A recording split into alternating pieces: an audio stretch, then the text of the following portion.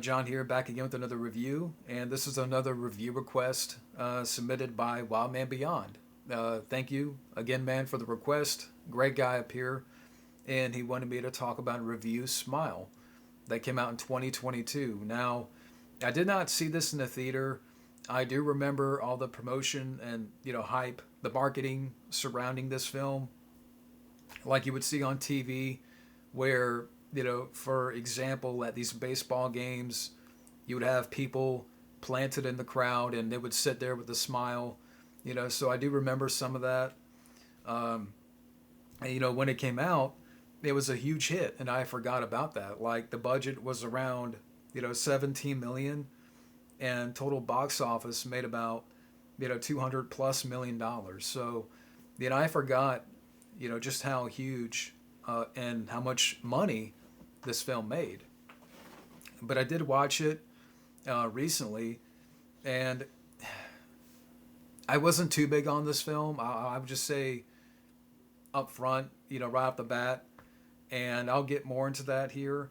But let's talk about the plot here to the film. But the plot to the film, so you have Sosie Bacon, who is the daughter of Kevin Bacon. She plays this compassionate therapist in the film, and she witnesses a patient suicide. And soon she begins to experience, bizarre occurrences, and she becomes convinced that she's being threatened by an evil entity that haunted her patient. And that is the plot here to the film. Now, the film here is directed by Parker Finn, who would go on to direct the second one, Smile 2. And Parker Finn directed some stuff, prior to Smile, but it's stuff I've never even heard of. It seemed more like independent films or, film like movies. Again, it's never have heard of Parker Finn up until watching this. But get into the film itself. Talking about the cast here.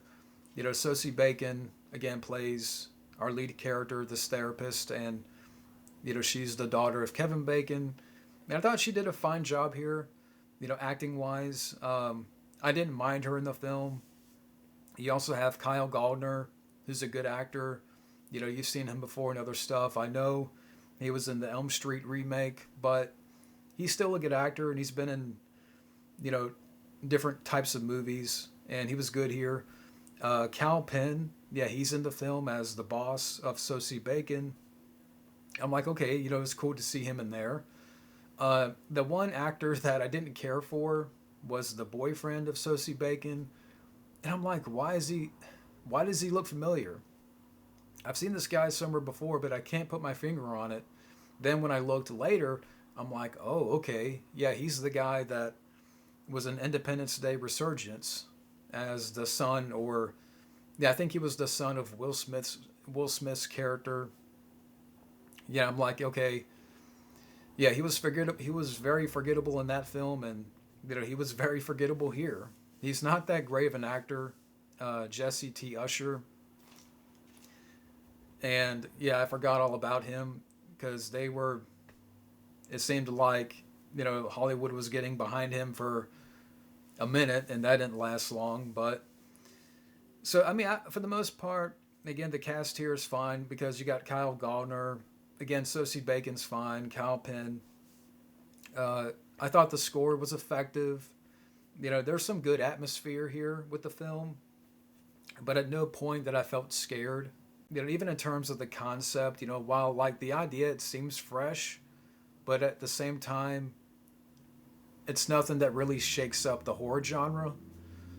I mean, it made a bunch of money, so people. I think the marketing was genius.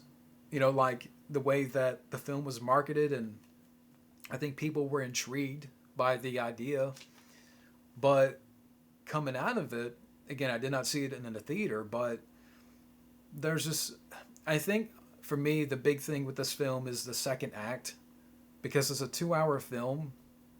And for me, a lot of the middle, a big chunk of the film, it was kind of like a blur to me. Like, I don't remember much about the film in terms of, the middle and the second act. I mean, We have characters that we follow, but there's not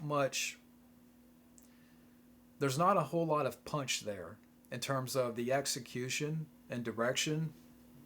There's some interesting shots, and there's some interesting use of angles, camera shots, and intensity, like, moments of intensity. So there's a couple of good points that I can give the film that have mentioned here. And like I said, I think the marketing of the film, people were intrigued by the marketing and made a bunch of money. But for me, there's not a lot here that is very impactful. And I think that's what I'm getting at. Like, it just kind of bites off more than it can chew, and it got swallowed up in the hype. And I really don't see what the big deal is here. Like I mentioned before, on one hand, it seems like, a fresh idea and take, but at the same time, it's nothing that really will, shake the pillars of the horror genre. So I just think it's just a mediocre film, but that's just me. I'm sorry, Wild Man, if you like the film. If you like it, that's fine, again, but this wasn't for me. And so to make a little quick edit here, because originally my rating for the film was a 5 out of 10, but the more I thought about it, for me, this is a 4 out of 10 film. I think it's a film that really got swallowed up in the hype. There's a couple of good actors in here, some good atmosphere, but overall, there's not a lot here that is memorable, and there's just not enough there for me to, really like the film. But that's just me. If you like the film, that's fine. More power to anybody out there that likes the film. But that is it for now. Thank you for watching this review, and take care.